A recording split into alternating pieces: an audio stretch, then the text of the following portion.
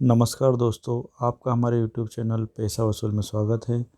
आज हम देखेंगे कि जीरोधा काइट ऐप में इंडिकेटर का यूज करते हुए किसी भी स्टॉक का ग्राफ या चार्ट को कैसे यूज करना कि इंडिकेटर को ग्राफ या चार्ट में कैसे यूज करना।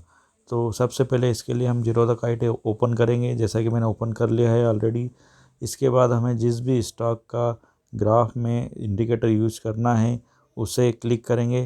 तो आज हम देखेंगे, सबसे पहले टाटा स्टील दिख रहा है तो टाटा स्टील का हम चार्ट में इंडिकेटर का यूज करेंगे। तो इसके बाद टाटा स्टील को ओपन करने के बाद हम व्यू चार्ट पे जाएंगे। व्यू चार्ट में गए, अब ये चार्ट की विंडो ओपन हो गई। ऑलरेडी मेरा एक इससे पहले का एक टेम्पलेट यूज हो रहा है, इसलिए इसे मैंने नॉर्मल मोड में डाल दिया है। अब यदि हमें जो इस भी इंडिकेटर का यूज़ करना है तो उसके लिए हमें इंडिकेटर पर क्लिक करना पड़ेगा। जैसे यहाँ पे आप देख रहे हैं कि एक होता है इंडिकेटर, दूसरा होता है टेम्पलेट। तो हमें इंडिकेटर पर क्लिक करना है। इंडिकेटर पर क्लिक करने के बाद ये जितने भी इंडिकेटर इसमें यूज़ हो सकते हैं उसकी पूरी लिस्ट आ गई है। तब हमें जिस भी इंडिकेटर का यूज़ करना है उस पर क्लिक करना पड़ेगा। तो जैसा कि हमको पता है कि सबसे जो मोस्ट फेवरेबल इंडिकेटर होता है मूविंग एवरेज। तो हमें आज मूविंग एवरेज देखना है, तो मूविंग एवरेज पे हम क्लिक करेंगे।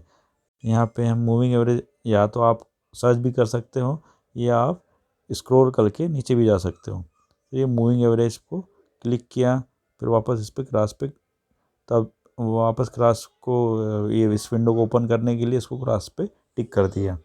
जैसे कि आप देख रहे हैं कि मूविंग एवरेज एक ओपन हो गया, लेकिन इसकी सेटिंग करना पड़ेगी क्योंकि इसमें 9 डेज़ का मूविंग एवरेज दिख रहा है।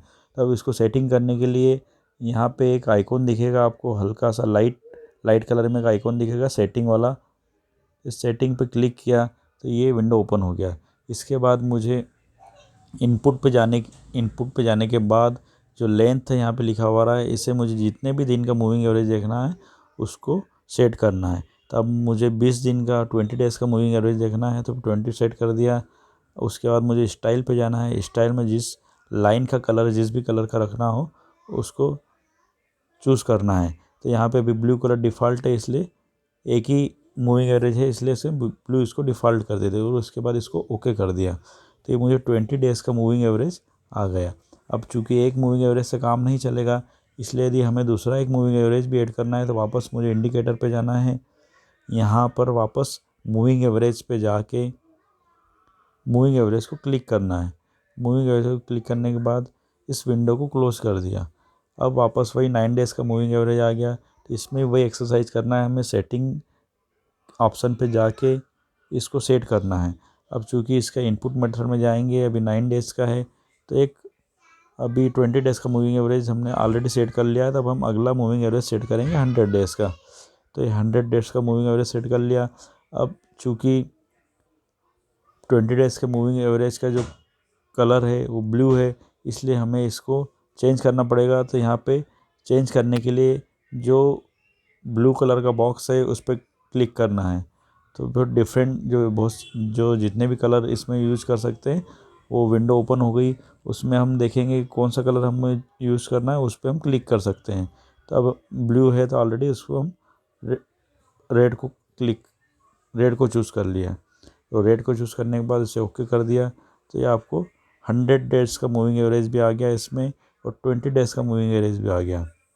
अब यदि हमें एक इंडिकेटर और यूज़ करना है, आरएसआई को यूज़ करना है। आरएसआई मतलब रिलेटिव स्टैंडर्ड इंडेक्स, वो भी मोस्ट फेवरेबल इंडिकेटर होता है। अब उसे भी यूज़ करना है तो इसी चार्ट में हम उसे भी यूज़ कर सकते हैं। उसके लिए वापस हम इंडिकेटर पे जाएंगे।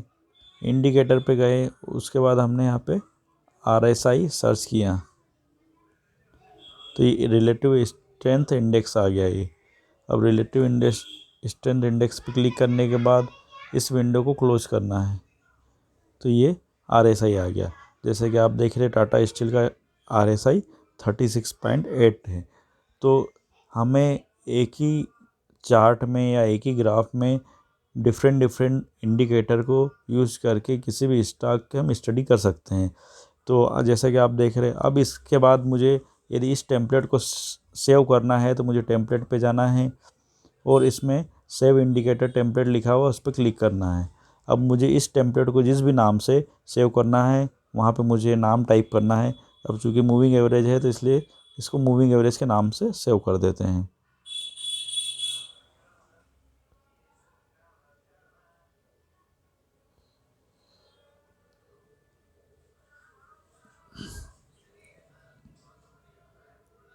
मूविंग एवरेज के नाम से टेम्पलेट को सेट कर दिया। अब यदि मुझे किसी दूसरे स्टॉक का यही इंडिकेटर देखना है तो अब मुझे ये एक्सरसाइज करने की वापस ज़रूरत नहीं पड़ेगी। जैसे कि टाटा मोटर्स का यदि मुझे देखना है तो टाटा मोटर्स पे क्लिक करने के बाद व्यू चार्ट पे गया। व्यू चार्ट करने के बाद मैं टेम्पलेट पे गया। टेम्पलेट पे जिस नाम से मैंने सेव करा था मूविंग एवरेज, जैसे कि मैंने बहुत सारे टेम्पलेट बना के रखे हैं, तो मूविंग एवरेज को यदि हम देखेंगे तो मूविंग एवरेज पे ये 20 डेज़ का मूविंग एवरेज आ गया, ये 100 डेज़ का मूविंग एवरेज आ गया और ये RSI आ गया।